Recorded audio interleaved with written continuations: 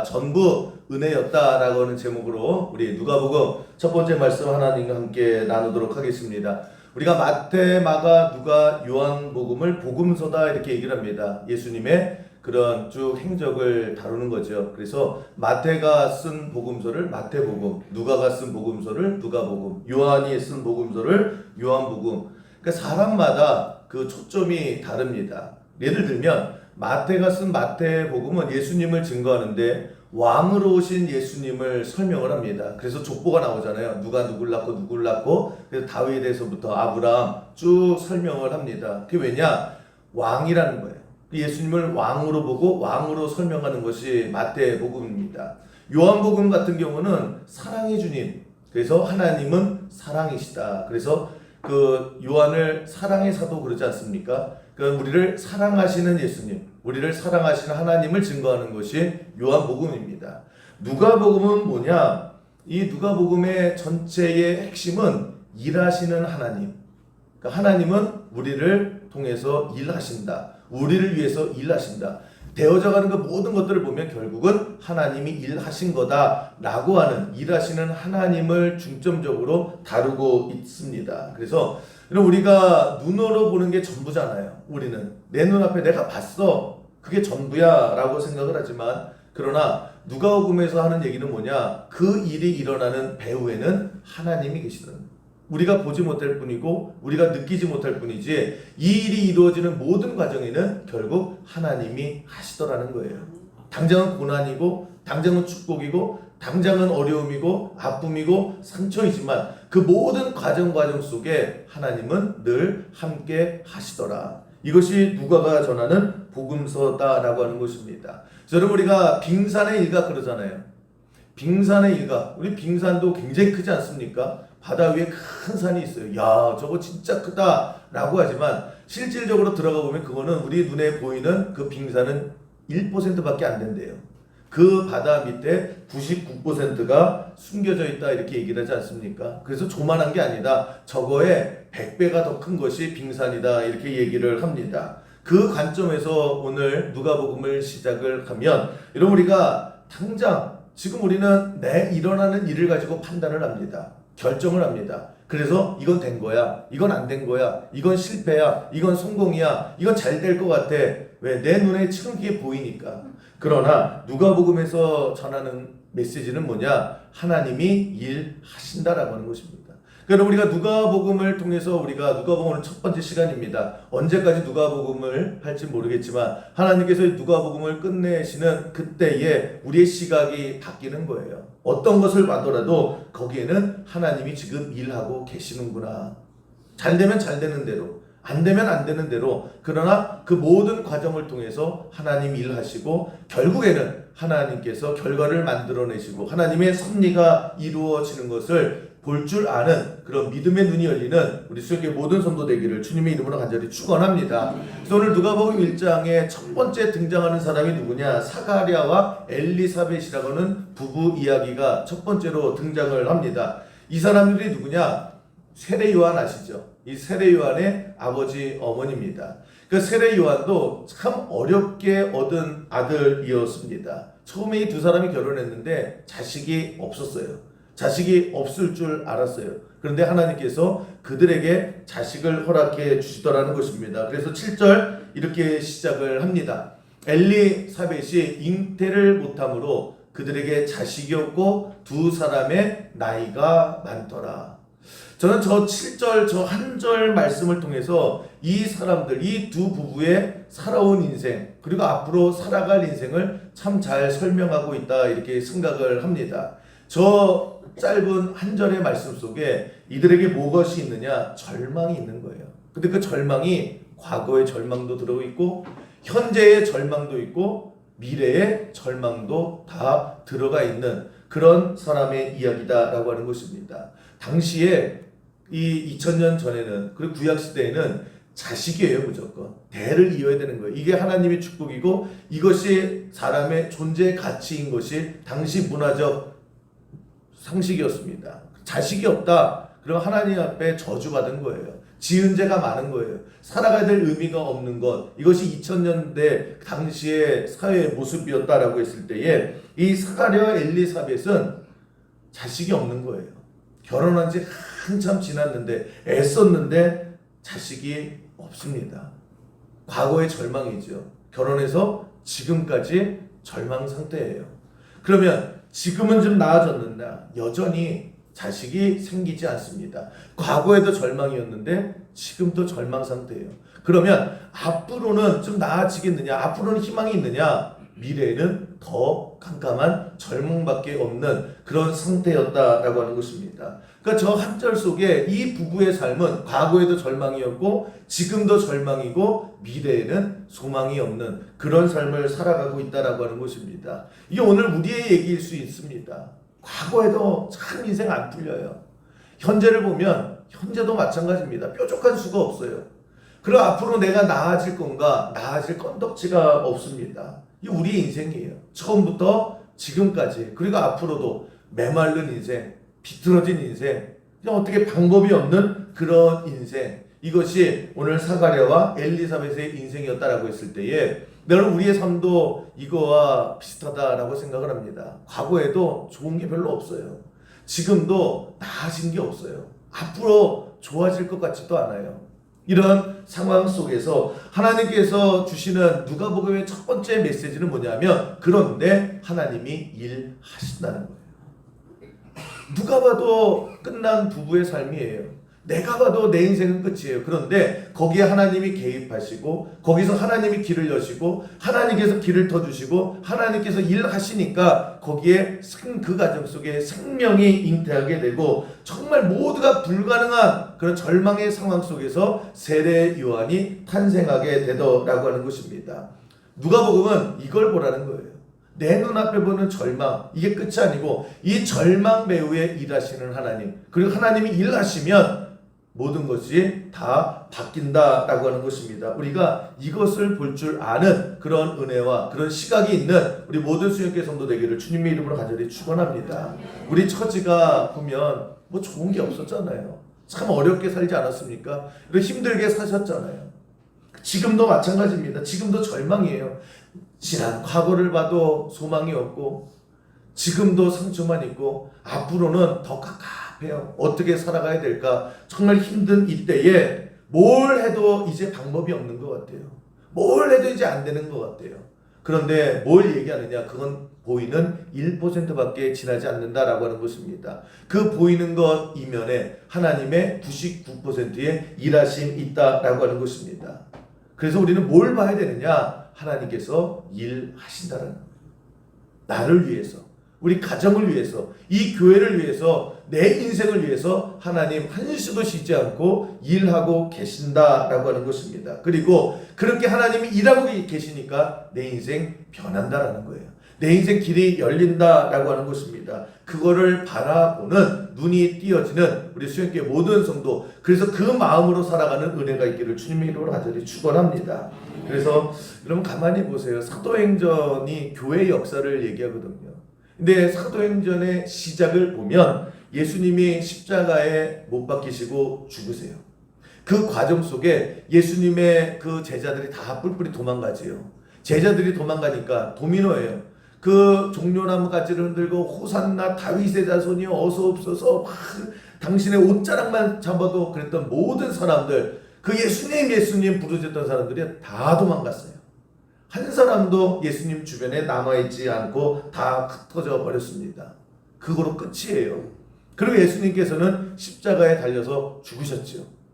그럼 다 끝난 거 아닙니까? 누가 봐도 그냥 해프닝으로 끝나는 거예요. 야, 뭐 될 줄 알았어. 야, 진짜 뭐 되는 줄 알았어. 그런데 예수님은 죽고 예수님을 따라다니던 모든 사람들은 다 뿔뿔이 도망가는 그 상태, 절망 아닙니까? 희망이 보이지 않잖아요. 그런데 거기서 하나님께서 일하시잖아요. 성령을 보내주시고 그 성령을 통해서 사람들을 다시 돌아오게 하시고 그 모인 사람들이 예배하게 하시고 찬양하게 하고 하나님 말씀을 다시 한번 되새기고 그러면서 복음을 전파하게 되고 다시 성령의 불이 일어나면서 교회는 그렇게 다시 시작했다라고 하는 것입니다. 로마에서 봤을 땐 이겼다 그랬어요. 야, 예수 죽였고 예수 따라다니는 사람들 다 뿔뿔이 흩어졌고 이제 우리가 이겼다라고 하는 그 순간에 하나님 역사하시는 거예요. 보이는 1% 이면에 99% 하나님이 일하심이 있어서 기독교 교회 역사는 그때부터 시작하더라고 하는 것입니다. 오늘 본문의 맥락도 똑같은 얘기를 하고 있는 거예요. 지금 사가랴고 하는 사람과 엘리사벳이라고 하는 사람 뭘 해도 자식이 생기지 않아요. 이제는 포기할 때가 됐어요. 이제는 모든 사람들이 이제 불가능해. 이제 글렀어. 라고 할 그때에 하나님께서 일하시니까. 하나님께서 도와주시니까. 하나님께서 그 일을 이루어 주시니까. 세례 요한이 누굽니까? 예수님께서 극찬한 사람 아닙니까? 이 세상에 있는 모든 사람들 중에 이 사람보다 믿음이 있는 사람을 내가 본 적이 없다라고 하는 세례 요한은 그렇게 해서 탄생했다라고 하는 겁니다. 여러분, 우리가 교회를 볼 때마다 또 세례 요한을 볼 때마다 우리가 무슨 생각을 하면서 살아가야 되느냐? 그러면 나도 그렇다라는 거예요. 여러분, 여러분의 과거가 상처 많아요.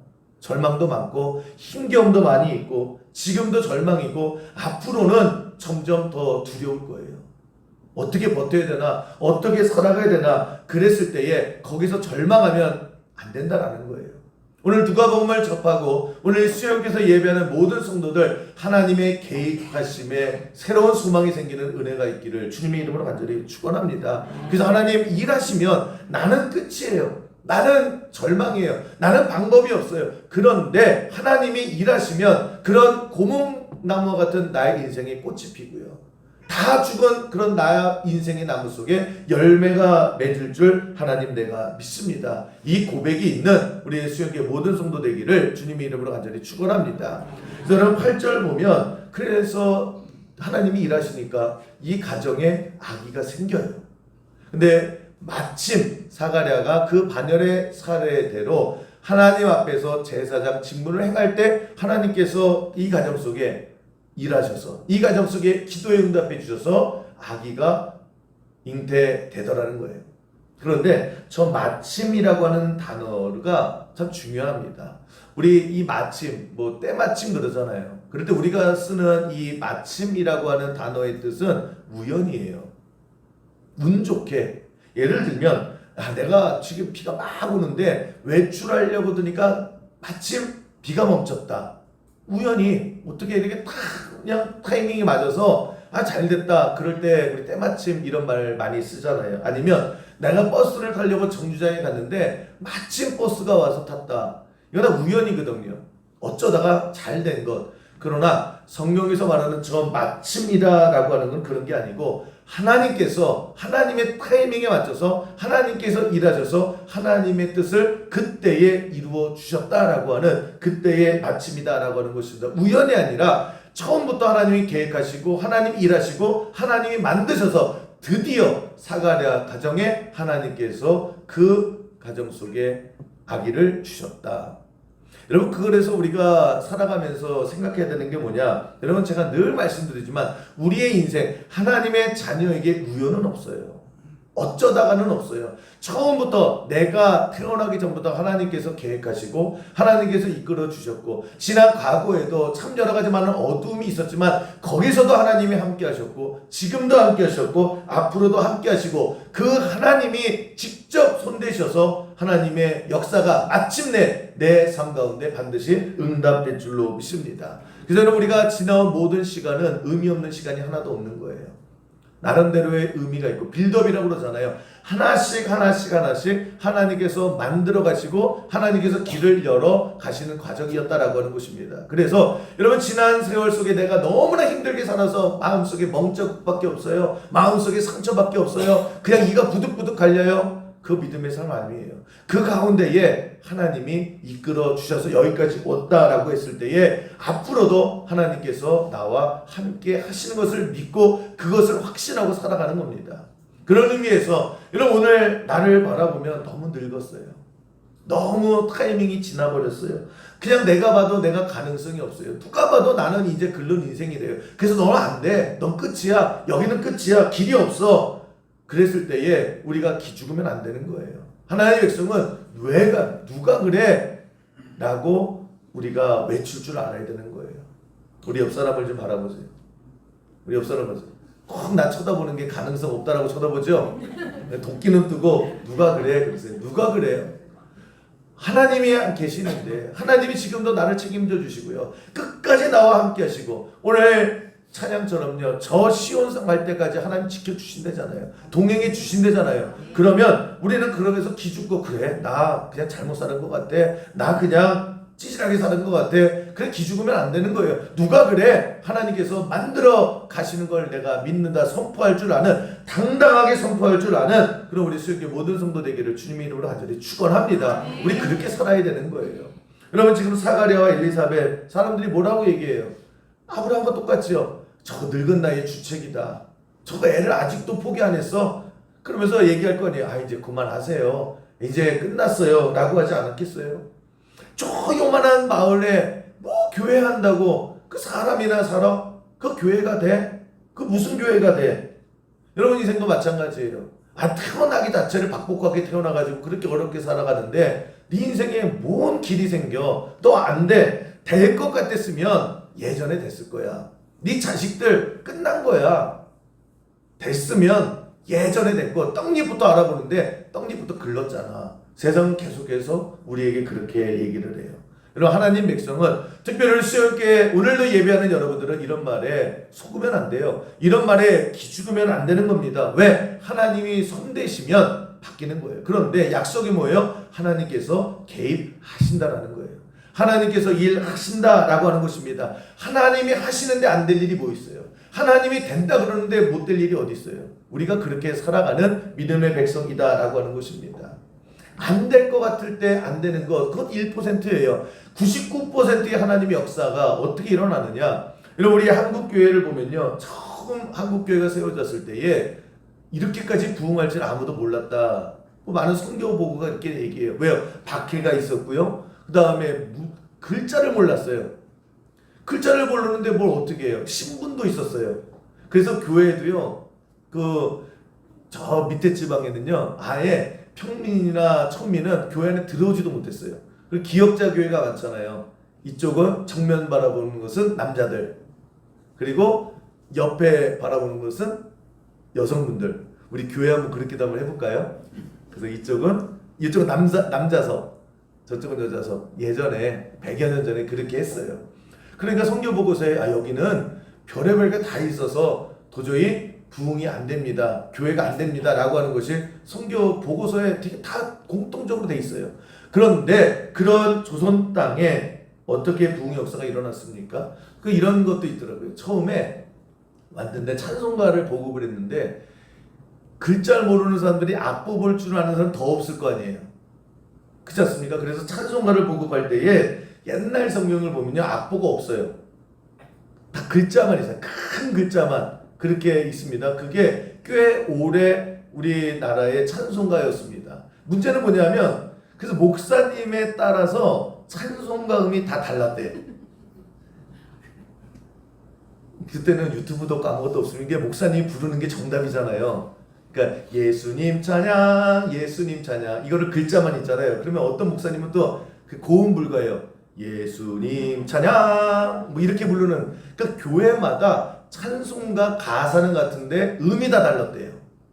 그러니까 선교사 입장에서 보면 글자도 몰라. 찬송가도 저게 찬송가지 뭔지 그냥 기죽박죽이야. 오합지졸이었습니다. 그래서 공통적으로 한 얘기가 뭐냐면 이 땅에서 부흥은 어렵다. 이 땅에서 교회 유지하기는 어렵다라고 다 결과를 얘기를 했어요. 그런데 그런 찬송가를 부르고 그냥 돼지 몇 다는 못으로 그냥 가사에 은혜 받으면서 했던 그 찬양 속에 하나님께서 성령을 보내주셨죠. 하나님께서 일해 주셨죠. 거기서 가슴이 뜨거웠죠. 거기서 복음의 열정이 있었죠. 그래서 그 찬송 부르는 사람들, 그래서 그 글자는 모르는데 말씀 들었던 사람들이 다 튀어나갔죠. 그래서 박해하고 너 예수 믿으면 죽인다고 했는데 죽이면 죽여라 라고 하면서 예수를 전하면서 한국 기독교 역사가 그렇게 시작을 하고 전 세계에서 정말 보지 못했던 세계적인 부흥이 그렇게 해서 일어나더라는 거예요. 안 되는 거가 뻔한 거였어요. 안 될 줄 알았어요. 그런데 하나님께서 일하시니까 오늘 우리가 여기서 함께 예배하고 있다라고 하는 것입니다. 이걸 믿고 살아가는 우리 수요일교 모든 성도 되기를 간절히 기도합니다. 그래서 여러분 우리 살아가면서요. 정말 진짜 어려운 이때에, 힘든 이때에, 그냥 앞으로 살아갈 것도 갑갑한 이때에, 그러나 하나님의 은혜를 믿고 하나님의 일하심을 믿고 그것을 누리고, 그래서 하나님의 은혜가, 은혜 위에 은혜가 덮여지는 여러분의 삶에 간증이 넘치는 그런 복된 삶 살아가기를 간절히 축원합니다. 근데 문제는 뭐냐면, 여러분 하나님의 은혜가 반드시 임하실 거예요. 여러분 하나님께서 일하실 거예요. 그래서 여러분께서 보게 될 거예요. 누리게 될 겁니다. 그랬을 때에 그걸 계속 유지하면 좋아요. 은혜 위에 은혜가 넘치고, 제가 제일 좋아하는 게 뭐예요? 성경담으로 좋아하는 말은 1+1. 은혜 위에 은혜. 계속해서 여러분 쌓여서 더 많은 걸 누렸으면 좋겠어요. 그런데 은혜를 받고요, 하나님이 일하셔서 길을 열어주시면 다 누리면 되는데 문제가 생겨요. 무슨 문제가 생기느냐? 망각하기 시작을 해요.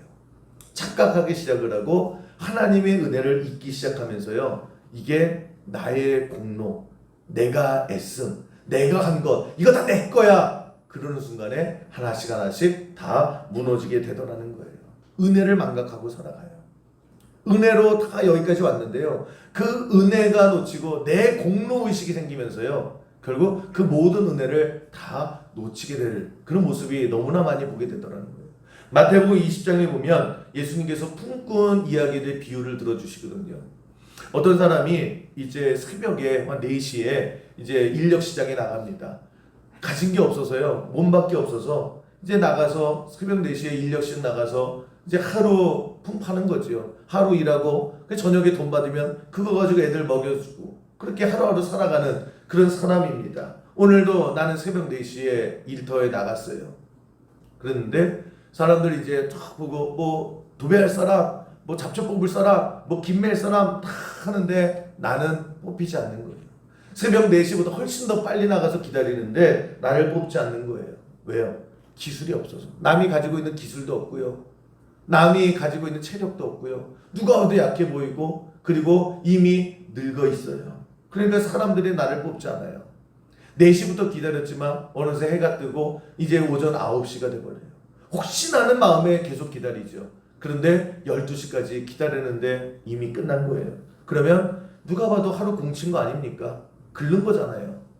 오늘은 또 어떻게 또 먹고 살아야 되나 걱정하고 있는 12시가 넘어갈 즈음에 어떤 사람이 다 와요. 그러더니 묻지도 않고요, 따지지도 않고요, 그냥 일하러 갑시다, 그리고 나를 불러주는 거예요. 이게 얼마나 고마워요. 12시에 나를 불러줬는데. 은혜지요.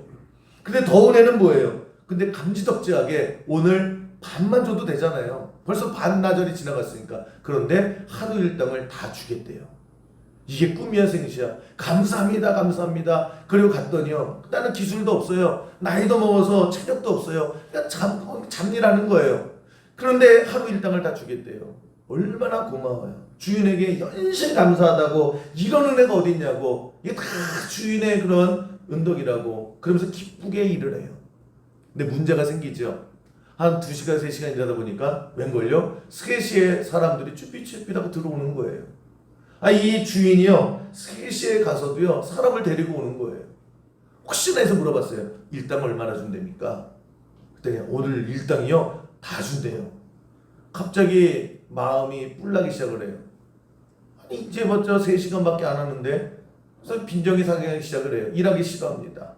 5시가 돼요. 이제 1시간 버티면 되지 뭐 라고 하는데 또 사람들이 기득기득 들어와요. 이거 뭐야? 그랬더니 그때도 이 주인이 가서요 또 인부들을 데리고 오는 거예요. 혹시나 해서 물어봤죠. 이제 1시간 일하는데 얼마 준답니까? 야, 감사하게도요 일당 다 준답니다. 그때부터 성질이 나기 시작하는 거예요. 아니 1시간이라고 어떻게 이렇게 일당을 주냐고. 나는 12시부터 일했는데. 그때부터요 감사한 마음이 사라지기 시작을 해요. 그 주인이 꼴보기 시작을 해요. 세상에 이렇게 상식에 지난 사람이 어딨냐는 거예요. 불공평하다라고 하는 겁니다. 그러면서 은혜가 쌓였던, 얼마나 은혜예요. 나 오늘 공칠 줄 알았는데 12시에 와서 그래도 반나절이라고 일당 받는 그 은혜는 싹 사라져요. 그 고마움은 사라지고요, 원망하게 되고 불신하게 되고 분노하게 되고, 그러면서 결국 어떻게 돼요? 나중에 그 고마운 주인에게 대적하는 사람이 되더라고 하는 것입니다. 왜요? 은혜가 사라지니까. 왜 은혜가 사라질까? 여러분 처음의 마음이 뭐예요? 야, 진짜 은혜입니다. 나 아무런 기술도 없고 나 아무것도 가진 것도 없고 이미 다 끝났다라고 하는데 그런 끝난 날을 불러주셔서 이렇게 반나절 일하게 해주셔서 하루 일당을 주셔서 얼마나 감사합니까? 라고 했던 그 마음이요. 이제 어떻게 됩니까? 3시에 온 사람, 5시에 온 사람, 이 사람 보니까 내가 한 게 생각이 난 거예요. 나는 이 사람들보다 2시간 더 했는데 난 이 사람보다 4시간 더 했는데 내가 언제 왔고 내가 언제부터 일했고 내가 뭘 했고 내가 훨씬 더 쟤네들도 많이 했는데 왜 똑같아? 라고 하면서요. 결국 내가 한 게 생각이 나는 거예요. 내가 했은 게 생각이 나는 거예요. 그 다음부터 은혜는 비례적으로 쏟아지게 되어 있다라고 하는 것입니다. 여러분 우리가 살아가면서 참 많은 은혜를 받았는데 하나님의 은혜인데 12시에 부름받은 인생이었음에도 불구하고 여러분 우리가 왜 감사가 점점 줄어들까? 그리고 왜 살아가는 게 왜 원망만 많아질까? 왜 분노가 쌓이게 될까? 마귀가 던져주는 장난에 자꾸만 우리가 속아서 그래요. 야, 네가 얼마나 애쓰고 살았는데, 야, 네가 얼만큼 힘썼는데, 네가 얼만큼 죽을 똥을 샀는데, 네가 한 거야, 네가 한 거야, 네가. 그치? 내가 한 거지. 어느 순간에 하나님의 은혜는 망각하게 되고요. 다 내가 한 거예요. 내가 애쓰게 된 거고 내가 이룬 거고 내가 얼마나 고생하면서 여기까지 왔는지 알아? 그러는 순간에요. 은혜가 다 쏟아지게 되고 결국 아무것도 없는 인생이 되고 그래서 무너져 버리더라는 것입니다. 은혜를 받은 우리가 늘 잊지 말고 살아가야 되는 건 뭐냐? 처음부터 지금도 앞으로도 하나님의 은혜입니다. 이거를 놓치지 않고 이것을 고백할 줄 아는 저와 여러분 되기를 간절히 기도합니다. 이솝우화에 보면은 개구리 이솝이라고 하는 사람이 뭐 우화를 많이 썼는데 참 개구리가 많이 등장을 해요. 이번에도 개구리가 등장하는 얘기가 나오는데 이 개구리가 총각인데 굉장히 똑똑해요. 마을에서 참 똑똑하다라고 하는데 총각 개구리예요. 근데 똑똑하긴 똑똑해요. 남들이 생각하지 않은 거를 생각을 해요. 이 개구리면 개굴개굴하다가 마는데 이 개구리는 계속해서 하늘을 쳐다보는 거예요. 나도 하늘을 좀 날고 싶다. 개구리의 친구는 굉장히 수준이 높지 않습니까? 그러면서 어떻게 하면은 날 수 있을까 곰곰이 생각하다가 아이디어가 딱 생각난 거예요. 새를 보고 저 새하고 좀 타협을 잘하면 나도 하늘을 날 수 있겠다라고 하면서요. 새 하나를 찾아갑니다. 그러면서 흥정을 해요. 야 새야, 내가 지렁이하고 벌레들 다 잡아줄게. 그러면 그거 실컷 먹고 그다음에 너 하늘을 날 때 10분만 그 나뭇가지 꽉 물고 날면 안 되냐? 그러면 그 나뭇가지에 내가 매달려서 나도 10분만 하늘을 좀 날아보자. 그러니까 새가 미치지 않잖아요. 어차피 난 날고 개구리가 요만하니까. 그래서 그래. 그랬더니 이 개구리가 그 다음부터 먹을 거를 다 갖다 줍니다. 실컷 먹고 이제 새도요 약속을 지켜요. 그 나뭇가지 탁탁한 거랑 딱 입에 깨물고 야 여기 너 꽉 잡고 있어. 그래서 난다. 그래서 드디어 이 개구리가요 이 나뭇가지에 매달려서 하늘을 날게 돼요. 그러니까 이 옆에 있던 중요한 건 총각개구리가 하늘을 날고 쫙 날아가니까요. 이 옆에 있던 처녀 개구리들이 난리가 난 거예요. 가뜩이나 똑똑해서 호감이 있었는데 하늘을 나는 거예요. 인류가 아니구나. 개구리 최초의 하늘을 나는 개구리가 된 거예요. 얼마나 멋있어요. 그러니까 그냥 이 모든 개구리가요 그냥 오빠 하면서 방탄개구리가 된 거예요. 방탄개구리가. 그러니까는 그 새도 눈치껏 그냥 뭐 고개를 왔다 갔다 하고 휙 하는 거예요. 그래서 그냥 뭐 완전 스타가 됐죠. 근데 이제 옆에 있던 노총각 개구리가 승질나잖아요. 가뜩이나 쟤는 똑똑해서 인기도 많은데 하늘을 나니까 그래서 노총각 연합회를 만들었습니다. 순간에 야 노총각들 와봐. 그래야 쟤 저들 놔두면 우리는 이제 다 죽어. 그러면서 이제 욕하기 시작을 합니다. 야 쟤가 무슨 저 아이디어로 난 거냐? 그냥 어쩌다가 얹어 탄 거야. 쟤가 불쌍하니까 한번 그냥 깨물어 준 거야. 라고 하면서 저놈 머리에서는 저런 아이디어가 나올 수 없어. 라고 하면서 계속 비방을 합니다. 근데 그 얘기가 또 들려요. 이 총각개구리가. 내 아이디어잖아요. 내가 애쓴 거잖아요. 내가 딱 밥 주고. 근데 계속해서 아니다 그러니까 이 그 처녀 개구리들이 그런가? 또 막 웅성웅성합니다. 그러니까 이 총각개구리가 환장하잖아요. 그래서 참다 못해 이렇게 얘기했대요. 야 그거 내 아이디어 맞아. 그거 내 생각이야. 내가 한 거야. 라고 소리를 꽤 질렀대요. 그 다음에 어떻게 됐을까요? 떨어져 죽었대요. 아니 제가 그런 게 아니라 이솝이 그렇게 쓴 걸 어떻게 해요 저한테. 이솝이 그렇게 얘기를 끝냈어요. 그래서 그 개구리는 하늘에 떨어져 죽었다. 여러분 왜 죽었어요? 그걸 못 찾는 거예요. 내가 난 거야. 내가 한 거야. 내 아이디어야. 나야. 이런 개구리나 우리나 이 욕망을 떨치지 못해요. 여러분 개구리가 그냥 나뭇가지에 매달려서 나는 거잖아요. 개구리가 난 거 아니잖아요. 여러분 하나님께서 우리를 날게 하실 때에 자꾸 우리는 입이 근질근질해요. 나 좀 알아줬으면 좋겠고 내가 성공한 거 좀 티났으면 좋겠고 사람들이 날 좀 세워줬으면 좋겠고 그러다 보니까 자꾸 어떻게 해요? 내가 자꾸만 나를 강조하기 시작을 합니다. 그럴 때에 여러분 이 떨어지는 나뭇가지 매달려 있다 떨어지는 개구리 같을 때가 너무나 많아요. 그래서 곤두박질 치는 인생이 너무나 많이 있다라고 하는 것입니다. 여러분 우리가 잊지 말아야 될 것 우리 인생 가운데 하나님의 은혜가 반드시 있습니다. 하나님의 은혜가 있다라는 것은 하나님께서 나를 통해서 일하실 거예요. 여러분 인생을 통해서 하나님 일하실 거예요. 그래서 하나님께서 만드실 거고 하나님께서 열어주실 거고 하나님께서 그 많은 열매를 허락해 주실 때에 그때 우리가 그것을 끝까지 유지하는 건 다른 거 아니에요. 전부 하나님의 은혜입니다. 은혜로 살아가는 존재예요. 그래서 예수님께서도 신신당부한 게 뭐냐? 누가복음 17장 10절에 이렇게 설명을 하시죠.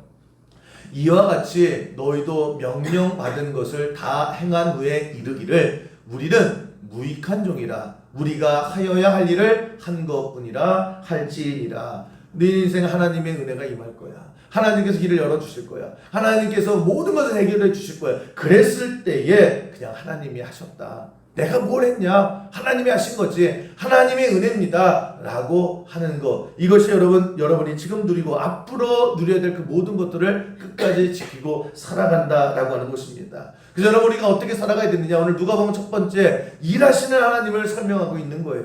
지금 여러분 안 되는 일이 있어요. 여러분 지금 안 풀리는 일 있어요. 지금 답답한 거 있어요. 근데 지금뿐만이 아니라 과거에도 절망이었고 지금도 절망이고 내가 보기에는 앞으로도 만만치 않아요. 그러나 거기서 빼먹은 게 뭐예요? 99% 보이지 않는 하나님의 일하심이 있다라고 하는 것을 보게 되는 신앙의 눈이 열리는 은혜가 있기를 간절히 기도합니다. 그게 믿음이에요. 믿음이 딴 거 아니죠. 하나님이 나를 통해서 일하신다. 하나님이 내 인생에 개입하신다. 그래서 하나님의 믿음대로 나를 이끌어 주신 것을 내가 믿습니다. 그래서 여러분 반드시 응답 받으셔야 되고요. 여러분 인생 가운데 하나님이 일하신 것을 보게 돼야 된다라고 하는 것입니다. 그리고 여러분이 매 순간 끝까지 해야 되는 것은 딱 하나예요. 전부 은혜입니다.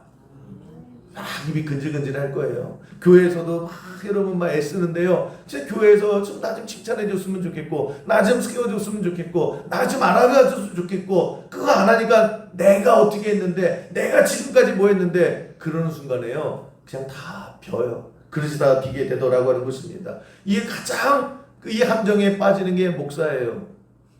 목사가 그래요. 제가 그래요. 제가 고생했고 제가 27년 동안 어떻게 했고 내가 앞으로 이제 10여 년 남은 거 어떻게 하고 내가 하는 순간에요. 하나님이 하신 그 은혜가 다 쏟아져요. 교회 은혜가 쏟아지면요. 그 다음부터는 분도와 그 다음부터는요. 시끄러워지기 시작하는 거예요. 우리 수영교회에서 신앙생활하는 여러분들이요. 잊지 말고 그냥 전부 하나님의 은혜입니다. 처음부터 끝까지 하나님의 은혜입니다. 그래서 절망하실 필요도 없고요. 그래서 자랑할 것도 없고요. 그저 하나님이 주시는 그 모든 것들 누리고 많이 누리시고 더 누리시고 끝까지 누릴 줄 아는 믿음으로 살아가는 우리 수영교회 모든 성도 되기를 주님의 이름으로 간절히 축원합니다.